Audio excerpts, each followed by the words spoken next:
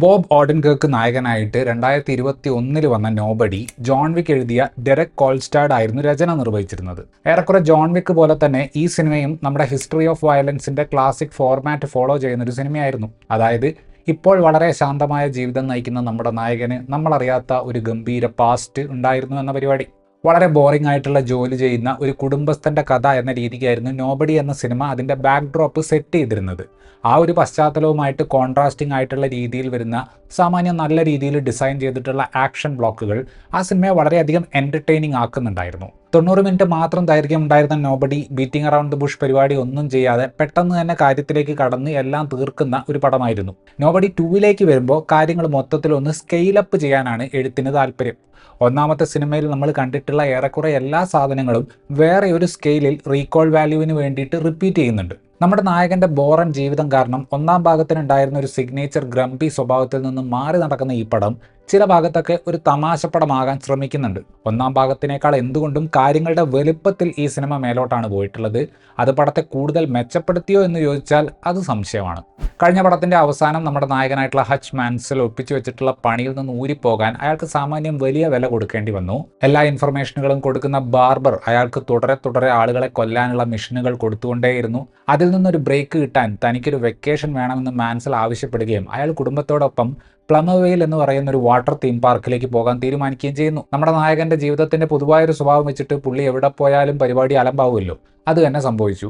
എങ്ങനെ അത് സംഭവിച്ചു, അത് മാൻസൽ എങ്ങനെ ഡീൽ ചെയ്തു എന്നതൊക്കെയാണ് രണ്ടാം ഭാഗത്തിൽ നമ്മൾ കാണുന്നത്. ഞാൻ ആദ്യം പറഞ്ഞതുപോലെ സ്കെയില് വലുതാക്കി ടീം കുറച്ചുകൂടെ സ്ട്രോങ് ആക്കുക എന്ന പരിപാടിയാണ് ഇവിടെ സംഭവിക്കുന്നത്. പടത്തിലെ ആദ്യത്തെ ഷോട്ട് തന്നെ കഴിഞ്ഞ പടത്തിന്റെ സ്കെയിലപ്പ് ചെയ്തിട്ടുള്ള ഒരു സംഭവമാണ്. നായകന്റെ റുട്ടീൻ ജീവിതം കാണിക്കുന്ന മൊണ്ടാഷ് പരിപാടി ഇവിടെയുമുണ്ട്. പക്ഷേ ഇത്തവണ അതിൽ ചോരയുടെ അളവ് കൂടുതലാണ്. തന്റെ മകളോടുള്ള മാൻസലിന്റെ പ്രത്യേക സ്നേഹം തന്നെയാണ് ഈ പടത്തിലും സംഗതി കൈവിട്ടു പോകാനുള്ള മൊമെന്റിലേക്ക് കാര്യങ്ങളെ കൊണ്ടുവരുന്നത്. കഴിഞ്ഞ പടത്തിൽ റഷ്യക്കാരാണെങ്കിൽ ഇത്തവണ വേറെ ഒരു ഗ്യാങ് ആണ് വരുന്നത്.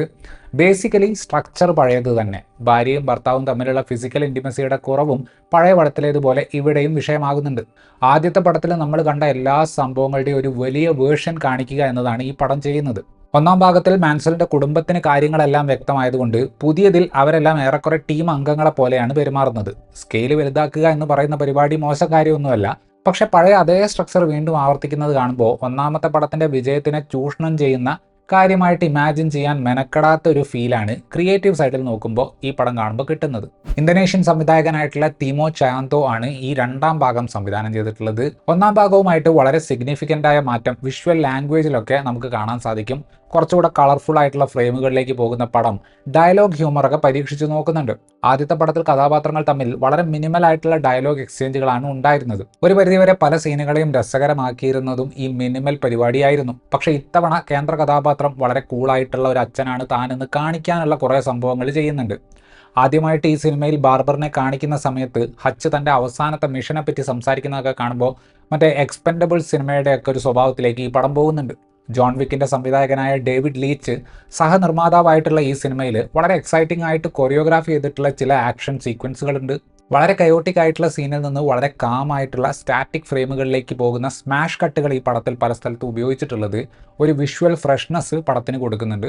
സോൾ ഗുഡ്മാൻ എന്ന ബോബ് ഓഡൻകർക്കിൻ്റെ ഐക്കോണിക് ആയിട്ടുള്ള കഥാപാത്രത്തിൻ്റെ സ്വഭാവത്തിന് വിപരീതമായിട്ടുള്ള വളരെ ശാന്തനായിട്ടുള്ള ക്യാരക്ടറാണ് ഹച്ച് മാൻസലിൻ്റെത്.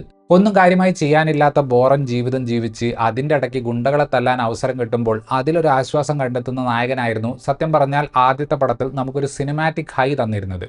ഇത്തവണ ഒരുവിധം എല്ലാ കഥാപാത്രങ്ങളുടെയും ചിയർഫുൾനെസ് ലെവല് കുറച്ച് കൂടുതലാണ്.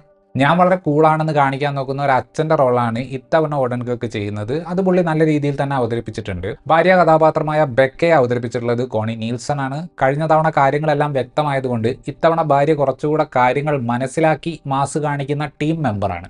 ക്രിസ്റ്റഫർ ലോയിഡും ആർസിയെയും കഴിഞ്ഞ പടത്തിലേതുപോലെ ക്യാമിയോ സ്വഭാവമുള്ള റോളുകളിൽ വരുന്നുണ്ട്. സാമാന്യം കോസ്മെറ്റിക് അപ്ഗ്രേഡ് ഈ രണ്ട് കഥാപാത്രങ്ങൾക്കും കിട്ടുന്നുണ്ട്.